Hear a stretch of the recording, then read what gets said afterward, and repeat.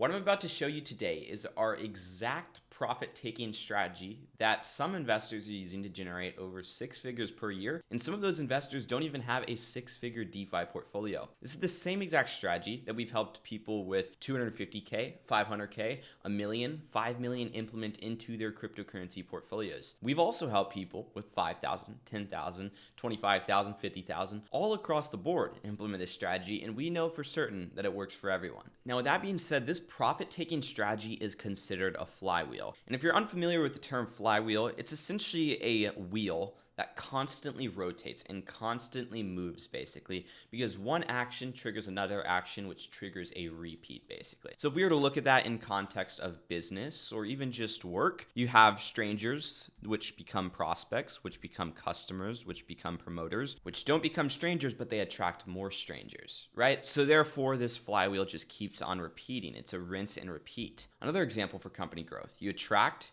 you engage, you delight, which causes you to attract, engage, and delight, and so on and so forth, which spirals into endless company growth.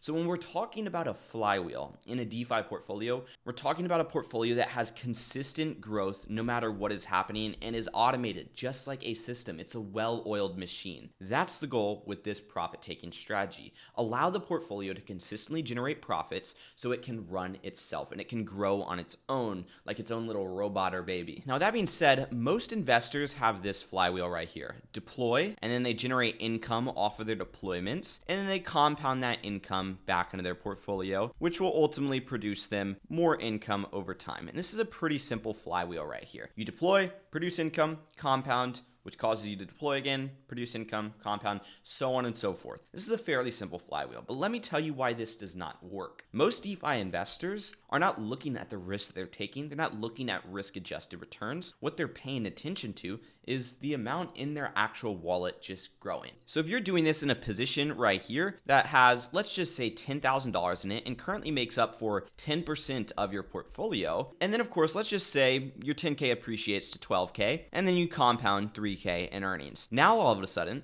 this will make up for roughly 15% of your portfolio. This is not risk adjusted. This might be a risky position, but it now makes up for 15% of your portfolio instead of 10% of your portfolio. So with our flywheel, what we aim to do is balance out the risk that we're taking while still having the same, if not better, returns. This is the same profit-taking strategy that I have implemented into my personal portfolio that is allowing me to generate roughly $163 per day in income. Now, one thing I want to go ahead and say is if you pay attention to my asset gain right here, these positions are down $3,800, meaning if I held my money in the market, I'd be down roughly $4,000. But since I'm using this profit-taking strategy, and since I have $1,100 in income that I have generated from my portfolio, I am only down $2,700. So I'm down less money because, of course, I have income. I'm profiting against somebody that was just holding in the market. I'm making it so my loss is not as much, and when it comes time for the market to turn around and start to pump up yet again, I'm making it so my gain is higher than what I would have had if I held in the market. And I can take that additional profit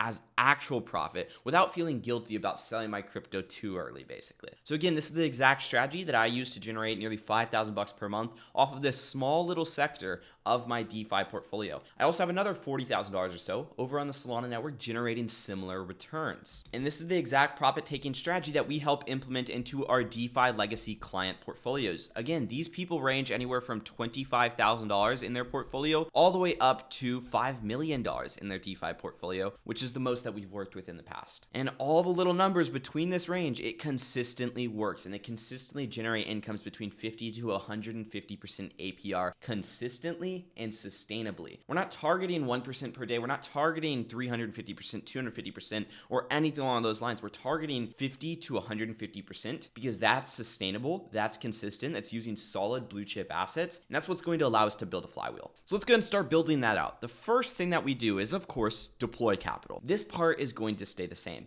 along with the second part as well. We need to produce income after we deploy our capital. And that income, what we do with it, that's where things start to change. We have a couple different options when we produce income. Number one, we could take that income, we could throw it into USDC, and then convert that USDC to US dollars and put it right in the bank. If you're not in the United States, you can put it right in the bank. The point is you can cash it out.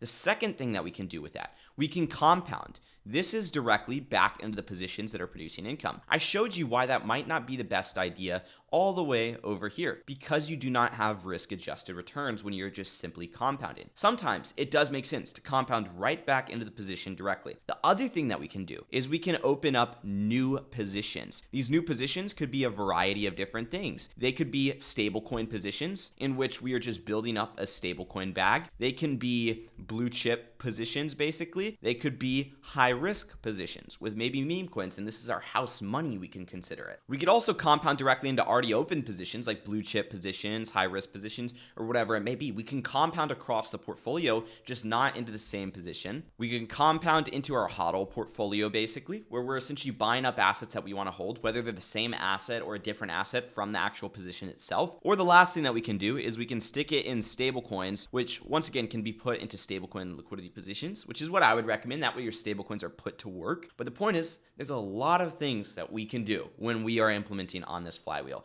So we need to determine what's going to be the best fit. Now, first things first, I want to talk about the bank. A lot of us, maybe we want supplemental income. That's completely fine. Cash a portion of it out or cash all of it out, whatever you're comfortable with. But if you're one of those people that is already producing high income at their 9 to 5, they already have excess income and they're looking to kind of build up their portfolio so they can create a financial legacy and create generational wealth through this revolutionary opportunity that's at our hand right now, putting it in the bank might not be the best idea. Compounding it in one way or another, whether it's through blue chip positions, high risk positions, HODLs, existing positions, might be the best bet. That is up to you to determine. You have to determine that when creating your own flywheel. But I will say very rarely do I compound in the actual position itself. I let the position grow through market appreciation, right? And then I park money into stable coins a lot of the times, which typically gets put into stablecoin liquidity pools, which are doing 20 to 30% per year. So they're earning some income in the meantime. And then when we see market dips like today, currently Bitcoin's down 4.5%, Ethereum's down 5.5%, XRP's down 10%, Solana's down 8% nearly. I take those stablecoins that I'm holding and I start to inject them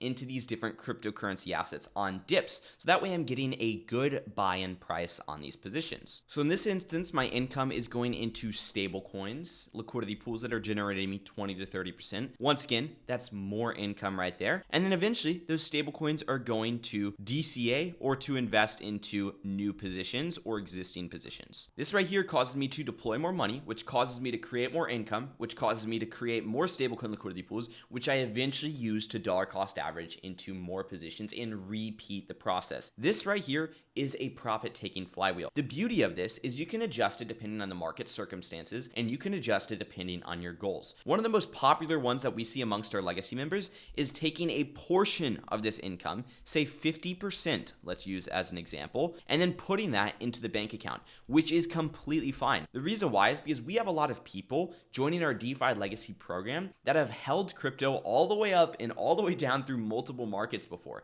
because they do not have the confidence in order to sell at a good or a price that they are comfortable with, basically. So they end up holding all the way down. But by cashing out 50% of their income in the meantime from their DeFi positions, they're able to have something to show for it in the bank account. So that way they're not getting yelled at for spending all this time in cryptocurrency, yet they ultimately just fumbled the bag. They held all this cryptocurrency, made a bunch of money, but then lost it all, basically. They actually have something to show for it, something that's going in the bank account that they can go and spend, they can go and invest into other traditional financial avenues, or of course they can use for their bills. And then of course the other 50% is going to a similar strategy where we have stablecoin liquidity pools in the meantime, and then we eventually use that to dollar cost average into positions. Or if we're at a good point in the market where it's a good buying opportunity, we can just cut out these stablecoin liquidity pools and go to dollar cost average straight into new positions or existing positions. Guys, I just rebalanced my portfolio about a month and a half ago. I started with 2 positions in the portfolio. I used those 2 positions to generate about $10,000 to $15,000, which ultimately opened up 2 new positions for me. And then on top of that, I deployed some more capital from my bank account, which allowed me to open up another position and get me to a total of 5 positions in my portfolio. Now those 5 positions are cash flowing me $10,000 per month in DeFi passive income. So that being said, if you guys are looking to implement this exact flywheel strategy into your portfolio or even potentially create your own flywheel strategy and you want us to support you doing so, There's going to be a link right below this video. It's for our DeFi Legacy program. You can hop on a call with one of our team members, explore the opportunity of working with us to see if it's a good fit. Our Legacy program is one-on-one coaching, so we are literally going to be there every step of the way, and we are literally going to play a role in your portfolio growth. And of course, if you're not interested in that at all, make sure to drop a like, subscribe, and turn on notifications so you don't miss out on any of the videos that we create, because there's tons of free and valuable content on YouTube. I'll see you guys in the next one, and peace out.